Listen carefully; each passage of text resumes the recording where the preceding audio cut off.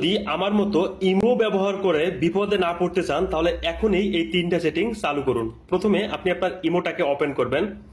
ইমোটা open করার পর একটু নিচে দেখতে পারবেন, একদম নিচে দেখতে পারবেন এই যে একটা প্লাস চিহ্ন আছে, দেখুন এই প্লাস চিহ্নতে আপনারা ক্লিক করবেন। এই প্লাস চিহ্নতে ক্লিক করার পর এই যে দেখুন এই যে মোর চিহ্ন আছে, এখানে একবার ক্লিক করবেন।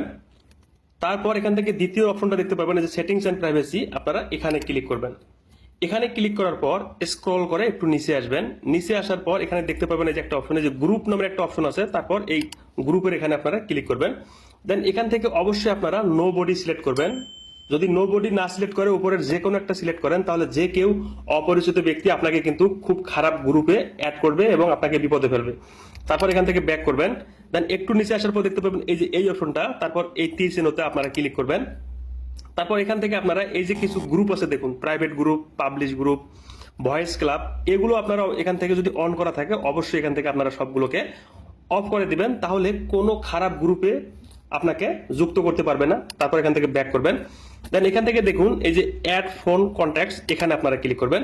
তারপর এখান থেকে আপনারা অবশ্যই ডোন্ট অ্যাড অটোমেটিকলি এটা সিলেক্ট করবেন, তাহলে যে কেউ আপনার নাম্বারটা পাওয়ার সঙ্গে সঙ্গে তার ইমোতে কিন্তু আপনাকে যুক্ত করতে পারবে না। ভিডিওটাকে সেভ করে রাখতে পারেন, যে কোনো সময় আপনার